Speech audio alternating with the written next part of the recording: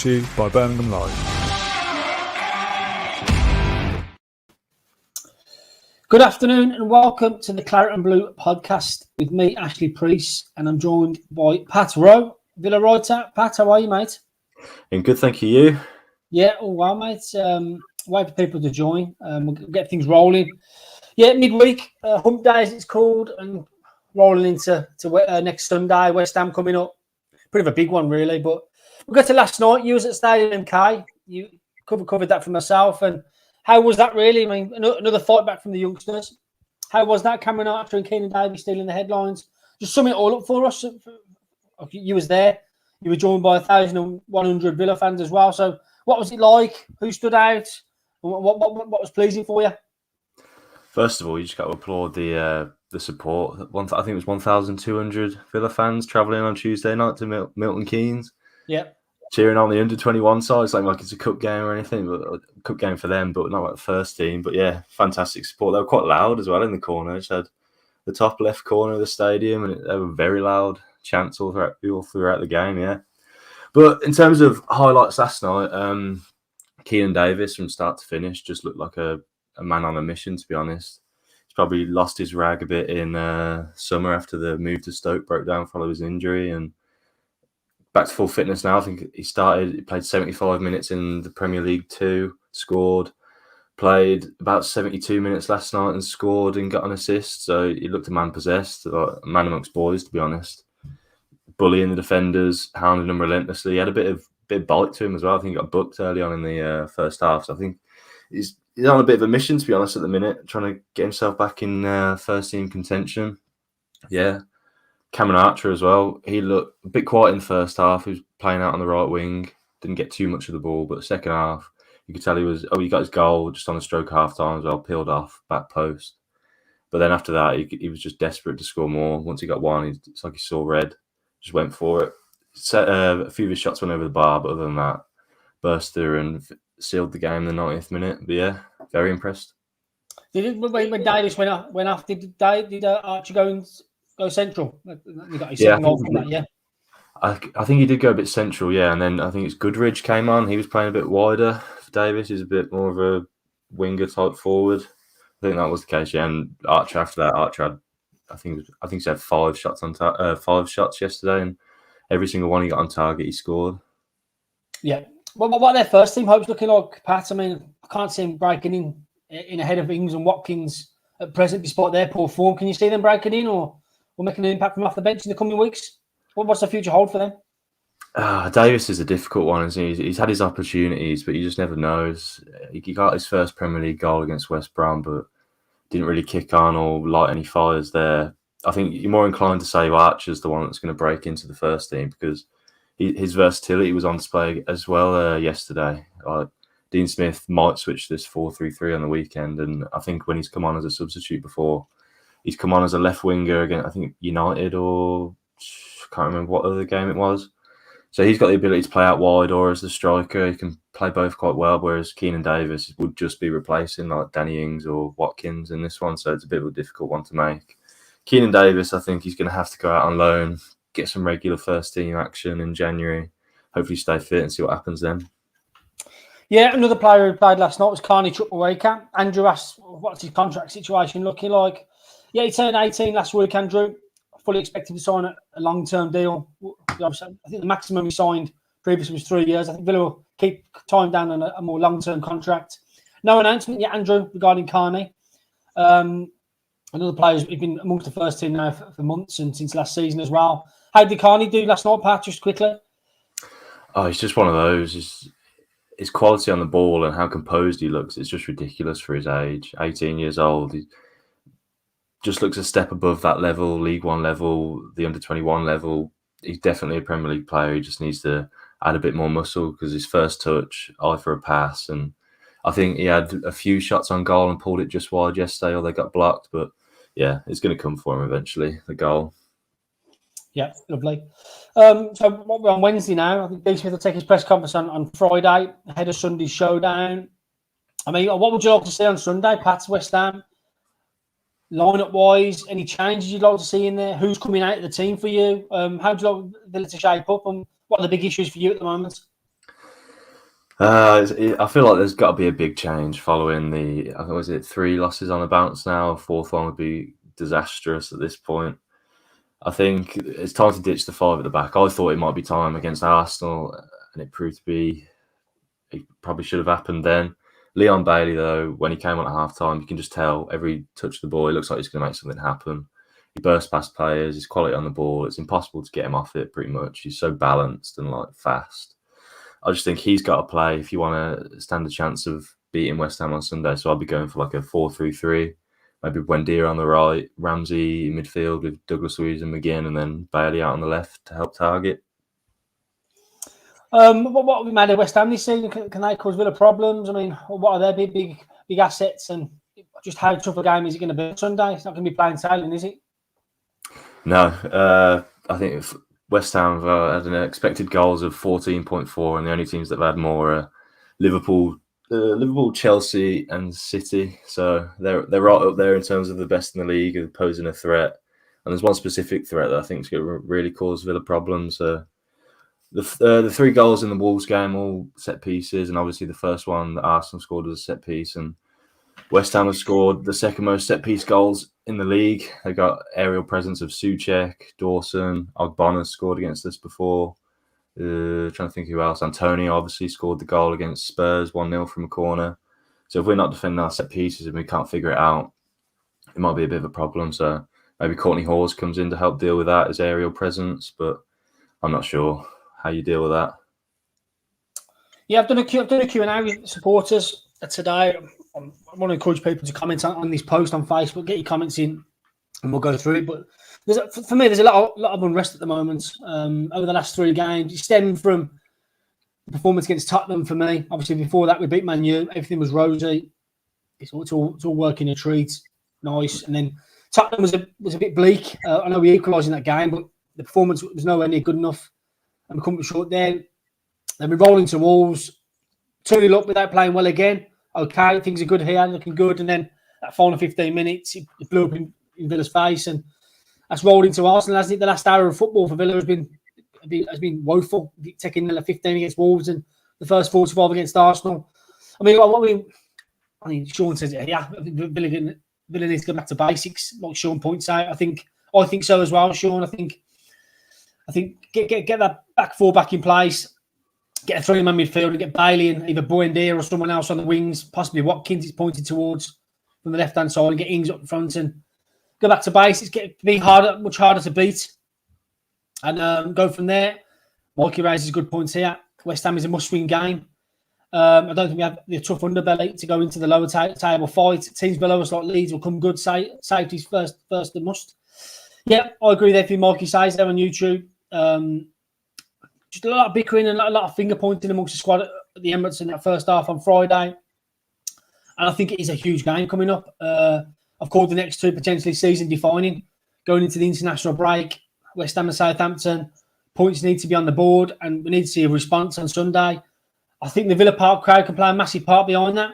I think I'll be right behind the players from the get-go. It's up to the players to respond as soon as the whistle blows and get everyone right behind the team, because they're going to need it. I think West Ham have won 9 out of 13 all season in domestic and European football, which is scary. West Ham are on a right run of form, and if Villa can stop that and get a result on Sunday, I think West Ham are favourites for the win on Sunday. But if Villa can stop the rot, get a big result, I think they can roll into the Southampton game, bit of momentum there, and get a decent result there. And then you in the international break, everyone coming back hopefully fit and firing, ready to take on the festive period. So that'll be my thinking. I think some home truths need to be said this week. I think they already have done. The Baltimore behind the scenes, and just puts a lot of arguments, a lot of, like I said, this finger pointing, a lot of unrest at the moment amongst the group. And I think it points to me they're not happy with the system. I don't know. We'll soon find out. It'll all come out anyway. Morgan Sanson's reaction, we've seen the reports come out there. He's dashed the water bottle out the floor, not coming on at Arsenal. So yeah, a lot of unrest at the moment. 3 weeks ago, a month ago, we were winning at Old Trafford, and now it's looking like dire straits. But if the man to pull us out of the fire, I think Dean Smith's the man to do that. He needs to prove his credentials again, like he always has done. Chris has a telling point. Is there much truth, Ash, with Dean and Perzo not seeing eye to eye? Nothing in that, Chris. Obviously, club won't discuss matters in-house like that, but I can't see that being the case. Christian and Dean have a brilliant relationship together. And hopefully that, heads need to roll it now in order to get results. So, Sean Finnegan again. West Ham was in the same position as us, staying up a few seasons ago, but West Ham have gone above and beyond. But we have stood still. Fair point. What does everyone reckon? I know we're harping back to the Jack Grealish and life without him. We haven't had a full strength team to pick from. Leon Bailey's just back to fitness now as we enter November, so that's been a bit of a body blow in itself. Pat, what are the underlying issues for you over the last 3 weeks? Just first, I'd say just going back to that West Ham pushing on and all that. I think last season, before the Arsenal game, obviously at the same point, they were exact same position with us, maybe 1 point ahead of us, I think.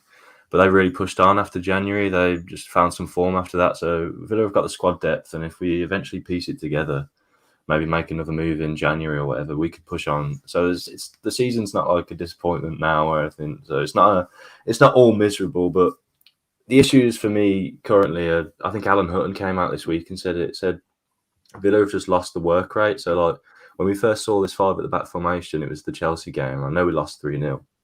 But it was just like the work rate of Ramsey and McGinn. They were hounding them. They were forcing errors. I think we had a season high 192 pressures in that game and season high 24 interceptions. Whereas against Arsenal, we were outworked. I think we had something like 130 pressures and they had 140 odd.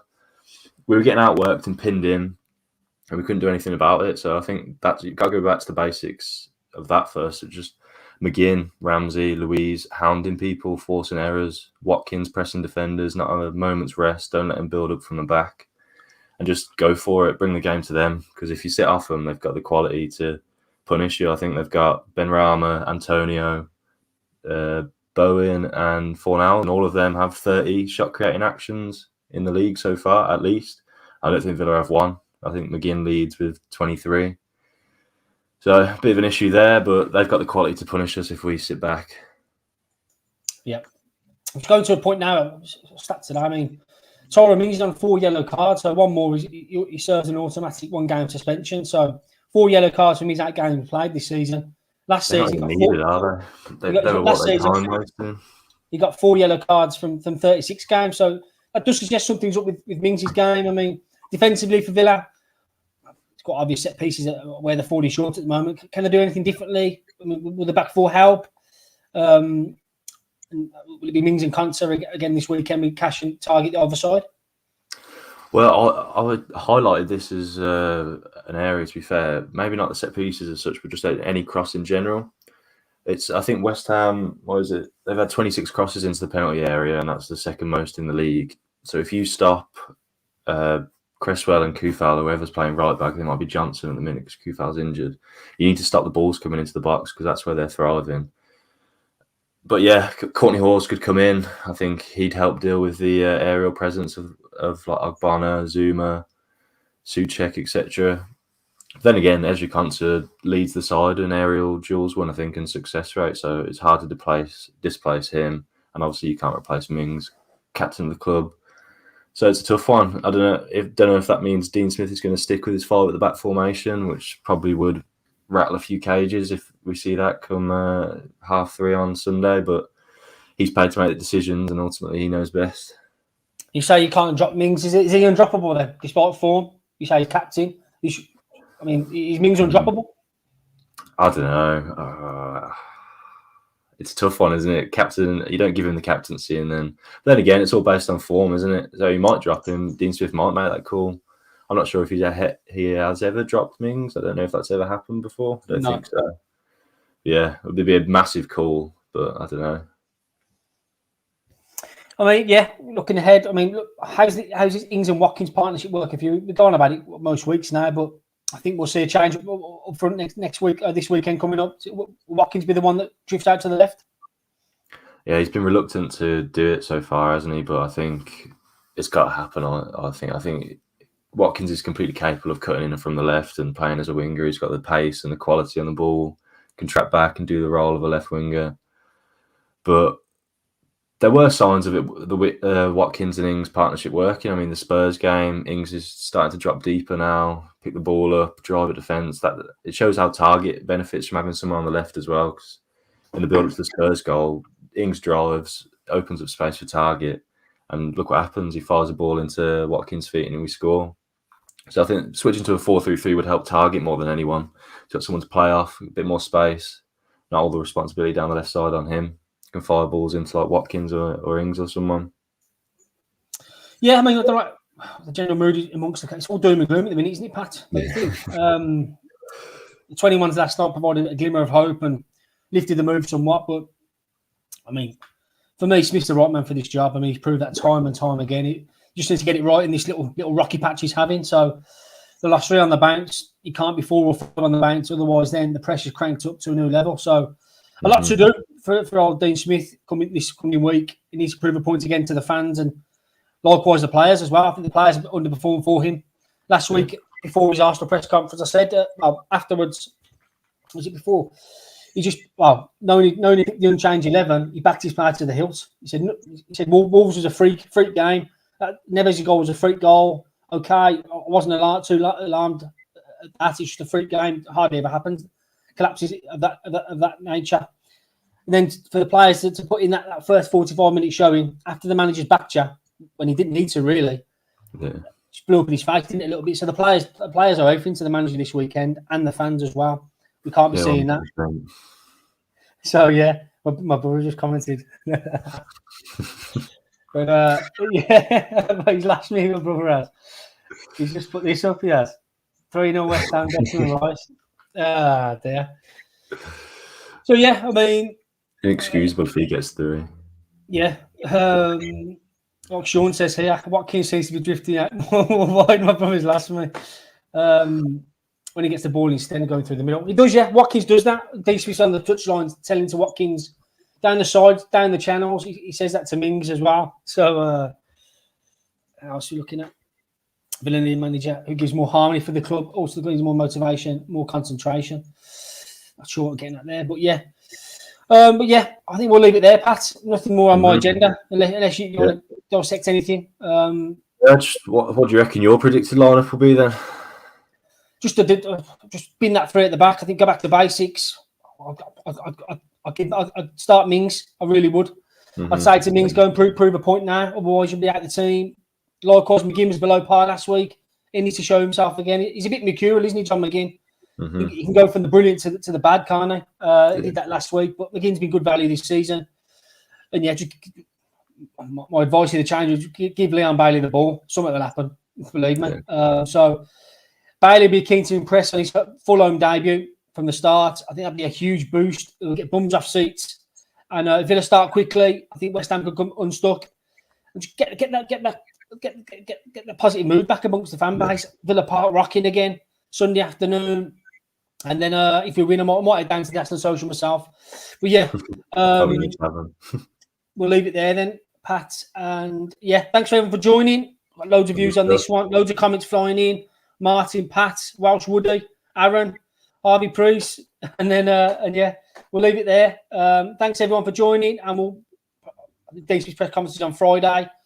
We have some team news updates then, and we'll roll into Sunday. West Ham for the usual fallout and player ratings and whatnot and talking points. So yeah, thanks everyone for joining. Take care, both. Nice one, Sean. See you later. Yeah.